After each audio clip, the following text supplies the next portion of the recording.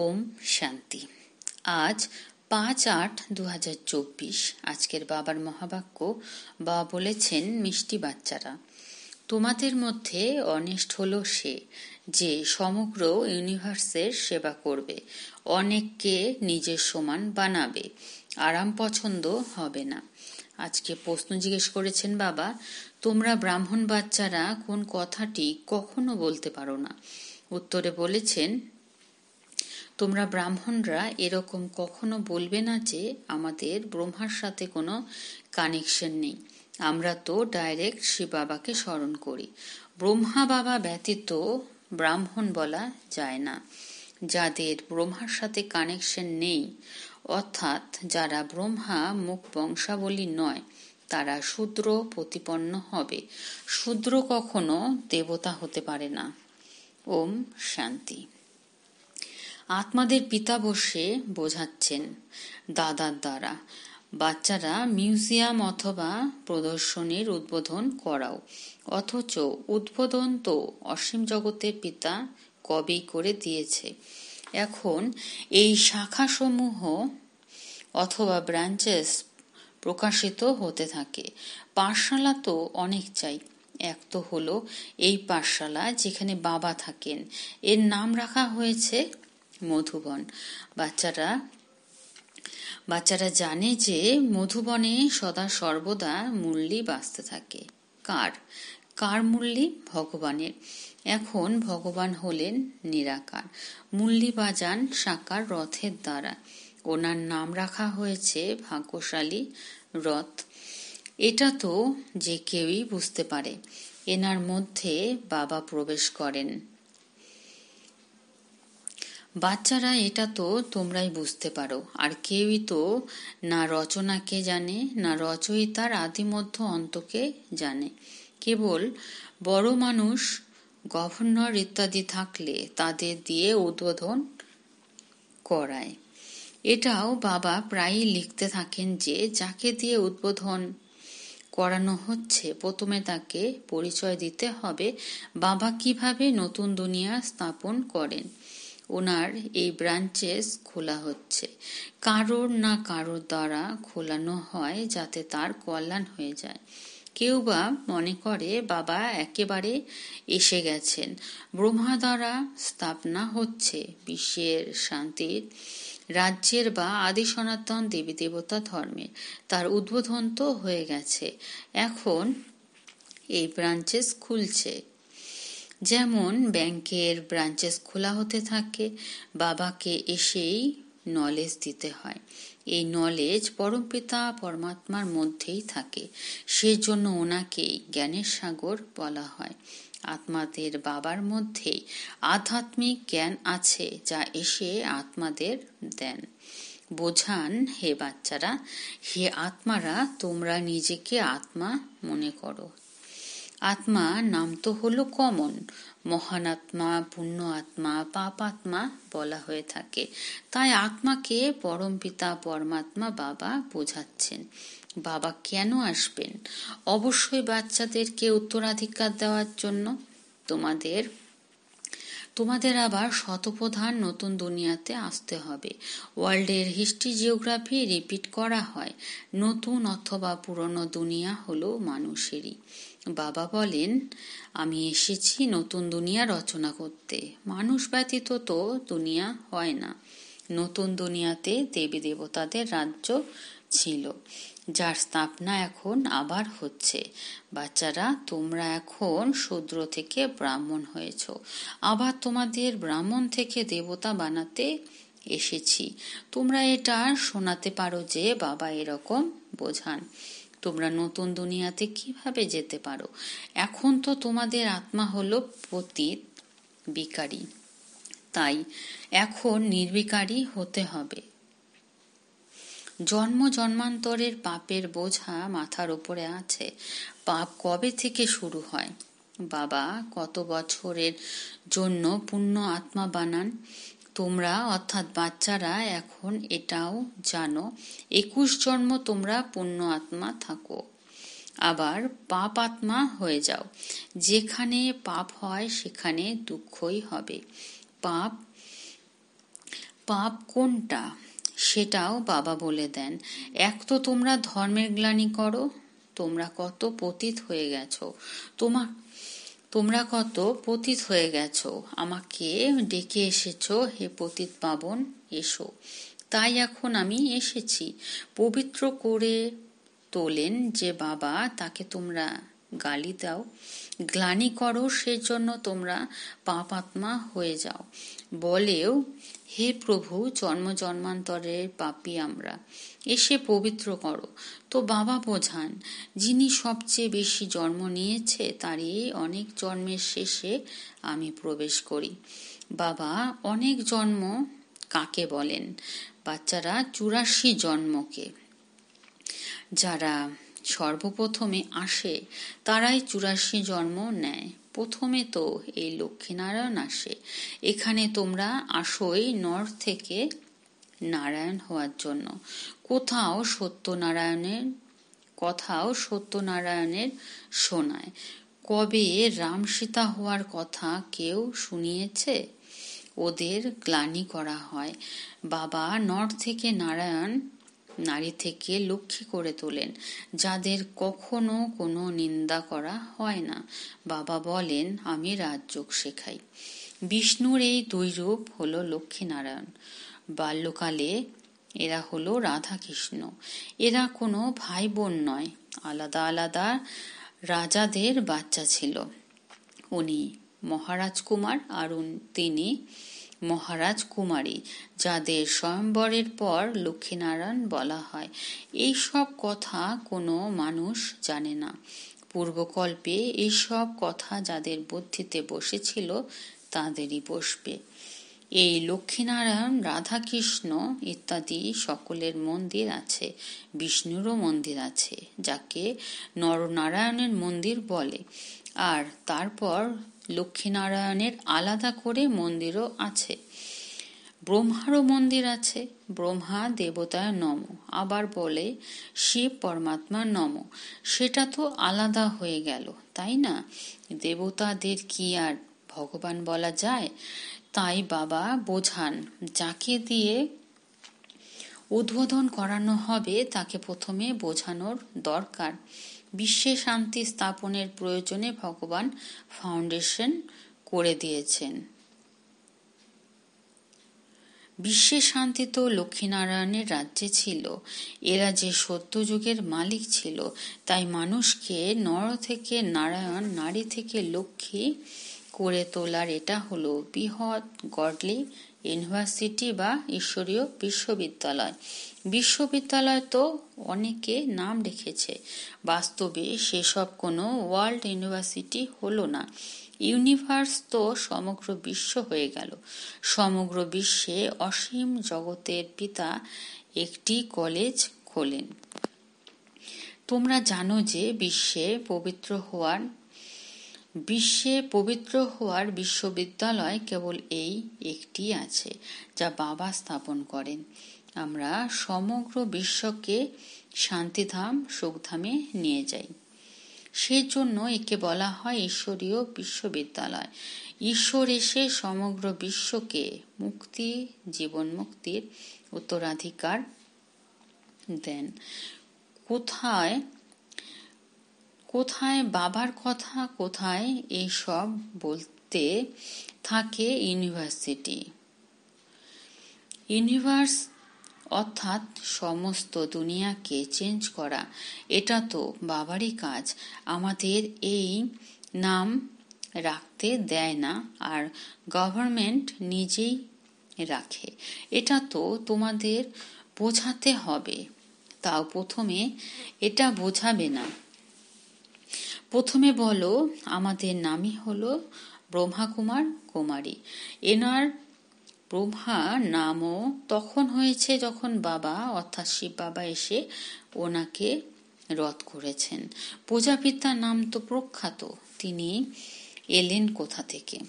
ওনার বাবার নাম কি? ব্রহ্মাকে দেবতা দেখানো হয়, তাই না? দেবতাদের পিতা তো অবশ্যই পরমাত্মাই হবেন। তিনি হলেন রচয়িতা। ব্রহ্মাকে বলা হবে সর্বপ্রথম রচনা। ওনার বাবা হলেন শিব বাবা। তিনি বলেন, আমি এনার মধ্যে প্রবেশ করে এনার পরিচয় তোমাদের দিয়ে থাকি। তাই বাচ্চাদের বোঝাতে হবে এটা হলো ঈশ্বরীয় মিউজিয়াম। বাবা বলেন, আমাকে ডাকে, হে পতিত পাবন এসো, এসে পতিত থেকে পবিত্র করো। এখন হে বাচ্চারা, হে আত্মারা, তোমরা নিজের পিতাকে স্মরণ করলে পতিত থেকে পবিত্র হয়ে যাবে। মনমনা ভব, এই শব্দটি তো গীতারই। ভগবান হলেন এক জ্ঞান সাগর। ভগবান হলেন এক জ্ঞান সাগর। পতিত পাবন কৃষ্ণ তো পতিত পাবন হতে পারে না। সে পতিত দুনিয়াতে আসতে পারে না। পতিত দুনিয়াতে একমাত্র পতিত পাবন বাবা আসবেন। এখন আমাকে স্মরণ করলে পাপ ভস্ম হবে। কত সহজ কথা। ভগবানুবাচ, শব্দটি অবশ্যই বলতে হবে। পরমপিতা পরমাত্মা বলেন, কাম বিকার হলো মহাশত্রু। প্রথমে নির্বিকারী দুনিয়া ছিল, এখন হলো বিকারী দুনিয়া। দুঃখ আর দুঃখ। নির্বিকারী হলে তো আবার সুখ আর সুখ হবে। তাই এটা বুঝতে হবে যে ভগবানুবাচ, কাম হলো মহাশত্রু। এর ওপর বিজয় প্রাপ্ত করলে তোমরা জগজ্জিত হবে।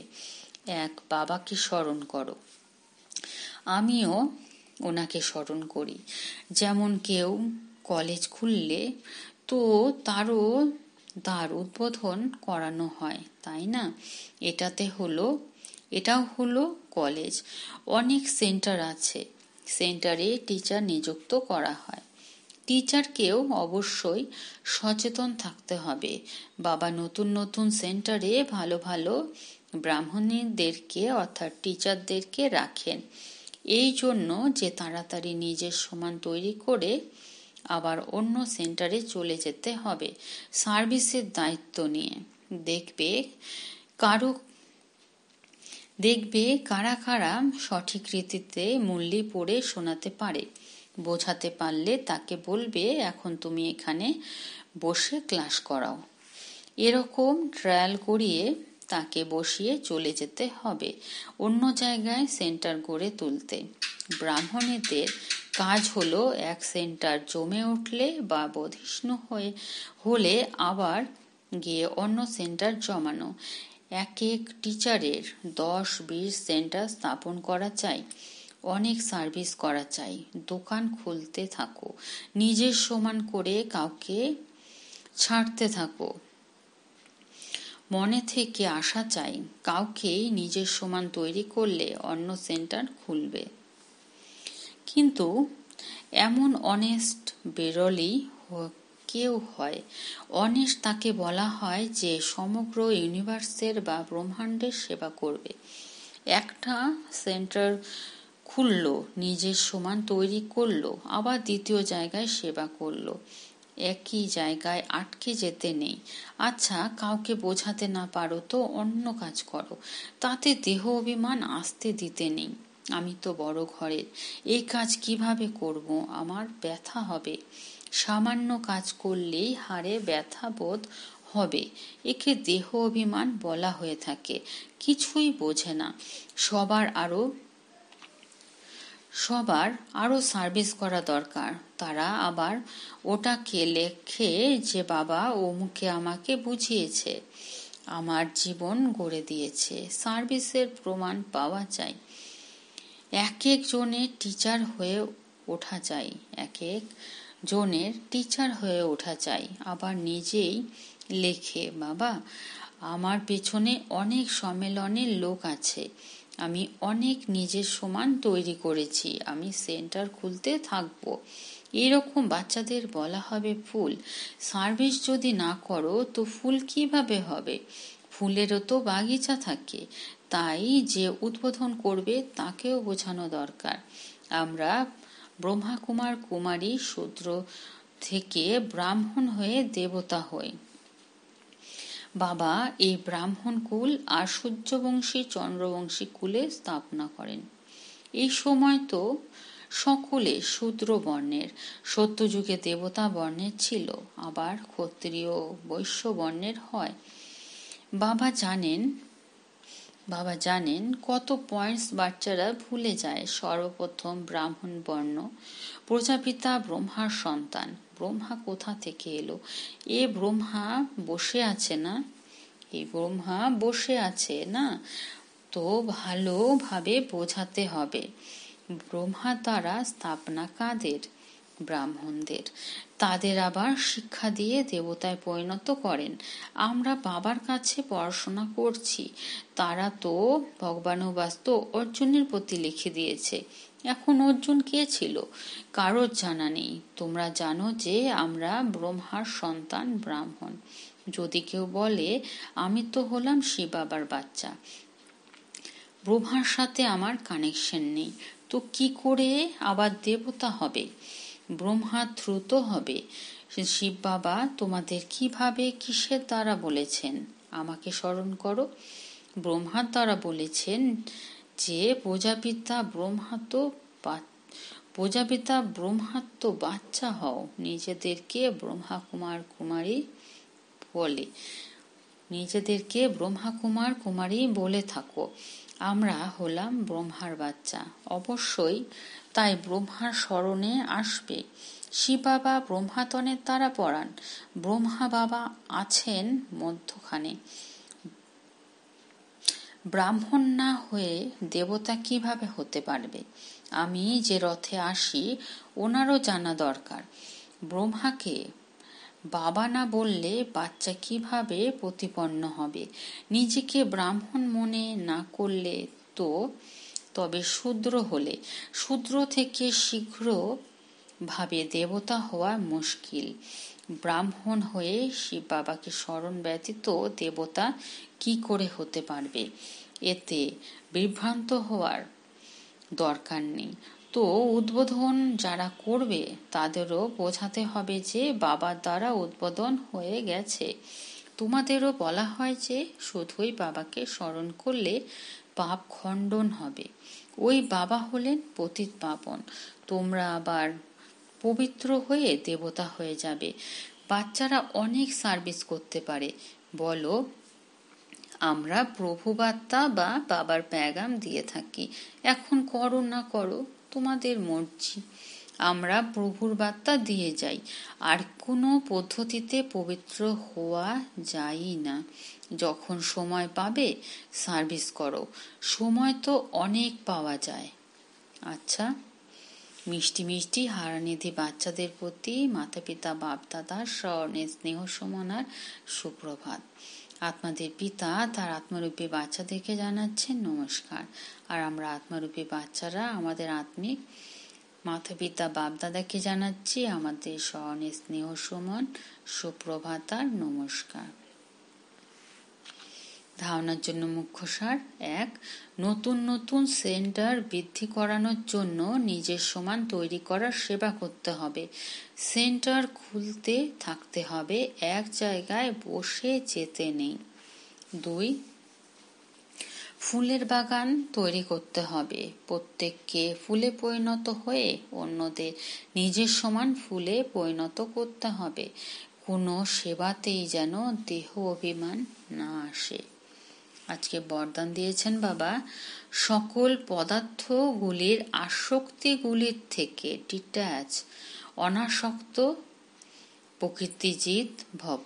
সকল পদার্থগুলির আসক্তিগুলির থেকে ডিটাচ, অনাসক্ত প্রকৃতিজিৎ ভব। বিস্তারে বলেছেন, যদি কোনো পদার্থ কর্মেন্দ্রগুলিকে বিচলিত করে, অর্থাৎ আসক্তির ভাব উৎপন্ন হয়, তাহলে ডিটাচ থাকতে পারবে না। ইচ্ছাগুলি হলো আসক্তির রূপ। কেউ কেউ বলে ইচ্ছা নেই কিন্তু ভালো লাগে, তো এটাও হলো সূক্ষ্ম আসক্তি। একে সূক্ষ্ম রূপে চেকিং করো যে এই পদার্থ অর্থাৎ অল্পকালের সুখের সাধন আকৃষ্ট করে না তো। এই পদার্থ হলো প্রকৃতির সাধন। যখন এর থেকে অনাসক্ত অর্থাৎ ডিটাচ হতে পারবে, তখন প্রকৃতি জিত হতে পারবে। আজকের স্লোগান, আমার আমার এর ঝামেলাকে ত্যাগ করে অসীম জগতে থাকো, তখন বলা হবে বিশ্ব কল্যাণকারী।